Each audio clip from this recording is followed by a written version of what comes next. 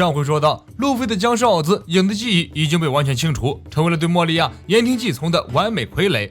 莫利亚下令让奥兹按照通缉令猎杀草帽一伙，奥兹领命后在岛上四处搞破坏，寻找路飞等人。索隆等人隔空与奥兹相望，离得有100米远都能感觉到他身上超强的压迫感。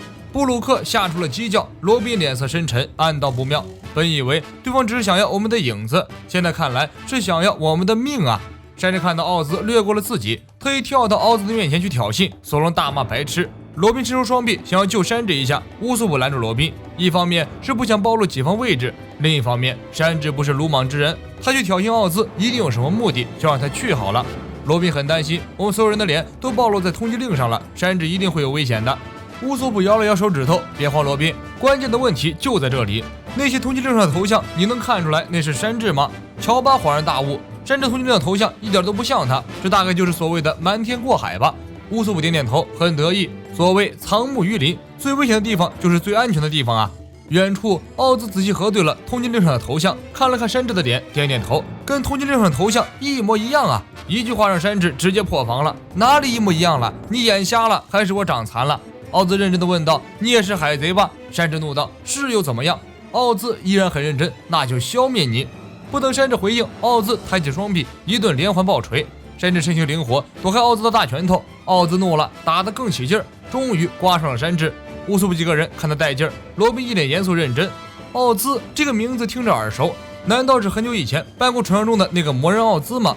山治几番进攻都无法真正打伤奥兹，这个家伙的皮就像装甲车一样。奥兹体型巨大，但速度奇快，他一脚踏在地上，趁着地动山摇，山治左右摇摆之际，用手指飞快地戳过去击中山治，然后就像玩弄一只虫子一样玩弄山治。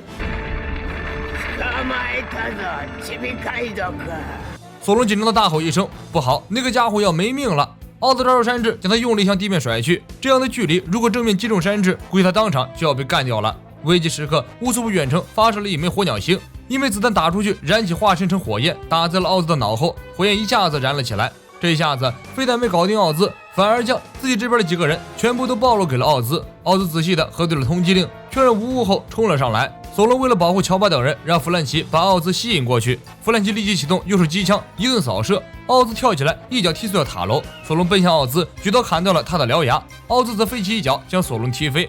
弗兰奇在后方输出，用火箭筒瞄准了奥兹。没想到奥兹反应很快，向后一跃，躲开了炮弹。接着操起一块屋顶拍了下去。罗宾有能力接住了从天上掉下来的索隆。奥兹奔过来补刀，乌索普立即瞄准奥兹的嘴巴，发射了几枚盐弹，成功打进了奥兹的嘴巴里。奥兹喉咙一动，咽了下去。等了几秒钟，居然没有任何反应。这种庞大的身躯需要很多的盐才行。接着，奥兹举起一块巨石拍下去，打倒了乌索普3人。除了路飞和娜美，草帽团被奥兹打个团灭。奥兹核对这些通缉令，漏网之鱼路飞和娜美，他认出来了。狙击之王戴着面具，奥兹认不出来。那么漏网之鱼就是3个人。奥兹转过身去追杀另外3人去。不过路飞的船员怎么可能这么轻易被打倒？用山治的话来说，奥兹，如果你的体内真的是路飞的影子，那你应该很清楚，怎么可以小看你伙伴们的潜力呢？奥兹还在四处寻找路飞，而山治、索隆等人已经满血复活，个个摩拳擦掌，拿出了看家的本领，准备与奥兹全力一战。一提到全力一战，索隆和山治可兴奋了。这种块头如果将他一招打飞，那种感觉一定是要多爽有多爽。不过问题来了，这个吨位要怎么将他一招打飞呢？山治吸了一口烟，淡定地说道，钓大鱼的时候先削弱他的体力，这可是常事。弗兰奇严肃地说道，既然对手是这么棘手的人，那么必须要使出那一招必杀技了，让你看看团结的力量。乔巴、乌索普，弗兰奇咆哮着冲过来，乔巴、乌索普迅速跟上。弗兰奇又换来愣在一边，全然不知道发生什么事情的索隆和山治。一阵嘁嘁咔咔酷酷的组合声音后，5个人合体成了一个奇怪的生物，大概是为了让自己一伙看起来更大一点吧。不过在奥兹看来，他们还是和蚂蚁差不多。合体完成后，乔巴意识到了一个非常不妙的问题，合体的精髓在于零件的齐全。很明显，弗兰奇的左手缺了一个零件。弗兰奇立即呼喊罗宾加入，罗宾冷着脸，极不耐烦地说道，一句话让弗兰奇3人组大受打击。奥兹没了耐心，一拳头砸过来，将弗兰奇3人锤了出去。索隆和山治反应很快，弯腰躲过一招。弗兰奇3人大骂罗宾是个叛徒，居然拒绝了合体。如果他肯配合，说不定整个世界都被征服了。罗宾一脸嫌弃，合体这种事儿，今生来世1万年以后都不要邀请我了，很忙，谢邀。合体技能失败了，众人终于要认真打一场了。索隆操起弗兰奇的巨型双截棍，迂回向奥兹的方向奔去。乌索普远程发射润滑油子弹，让奥兹撑的手掌失去摩擦，巨大身体摇摇欲坠。索隆则乘上山治的空军飞踢，飞跃到了奥兹的左手臂，一棍子打了上去。罗宾趁机用果实能力锁住奥兹，让奥兹的身体失去平衡。弗兰奇开启堡垒之夜模式，带着乔巴在空中迅速建造天梯，直通奥兹的下巴。接着，二人合力打出龙虎双拳，击中了人体构造中最薄弱的位置之一——下巴。奥兹就算是僵尸，他的弱点和人类也差不多。山治趁机跳过去，踢掉了奥兹最后一个承重点——腿部。奥兹巨大的身躯终于倒下了，任敌人再强大，也敌不过团队的力量。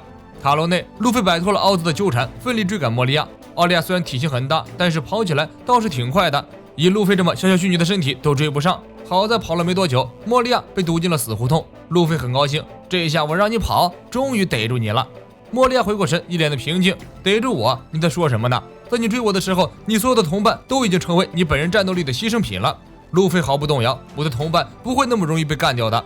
莫利亚见攻心计没用，也不想和路飞纠缠，召唤出一群影子蝙蝠缠住路飞，自己则淡定地吹着口哨原路溜达回去了。路飞用机关枪打散了影子蝙蝠，地面上马上涌出影子法师，紧随路飞身后追了上去。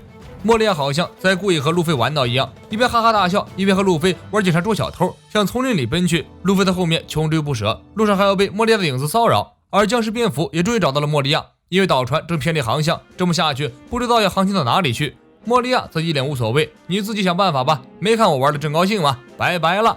莫利亚海贼船陷入即将被团灭的危机之中，阿萨姆还在想着和娜美结婚洞房这档子事儿。整个小岛打得热烈，阿萨姆则掳走娜美，在某个房间里进行之前没有搞完的誓约之吻。当阿萨姆的臭嘴亲上来的时候，娜美突然被惊醒，吓得她连连尖叫。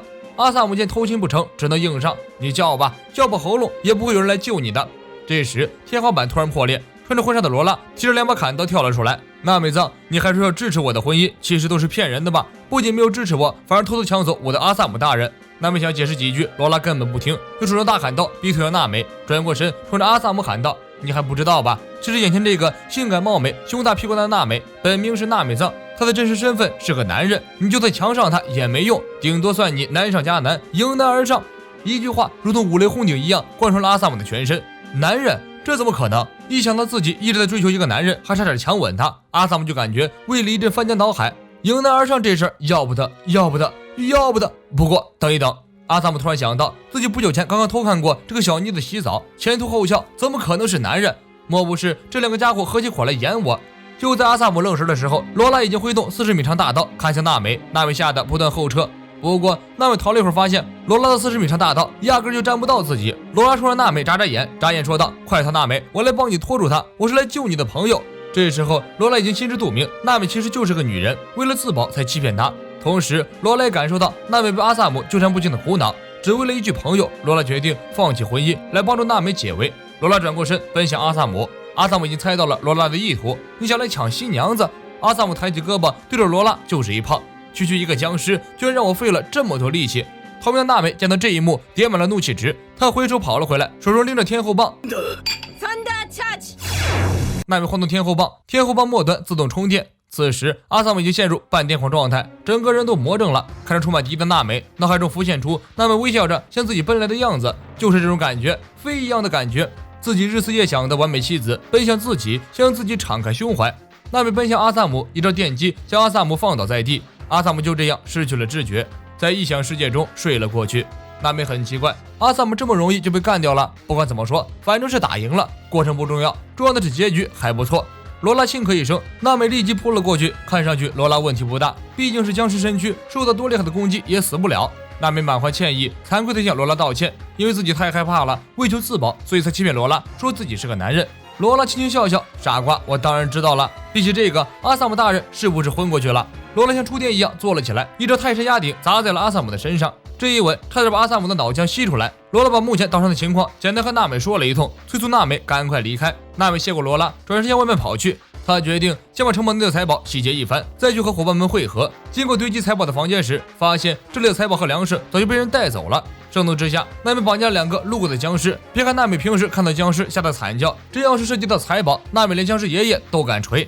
佩罗娜被手下的动物僵尸所救，身体并无大碍，只是心里受到严重创伤，连做梦都是一群群的蟑螂和巨人乌索普以及他手中的黄金战锤。佩罗娜尖叫着醒来，看见动物僵尸们围在自己的身边，手臂上黏糊糊东西已经被清理到了。佩罗娜环顾四周，自己才昏迷多长时间呀？整个城堡就被摧毁成这样了。这群海贼这么厉害吗？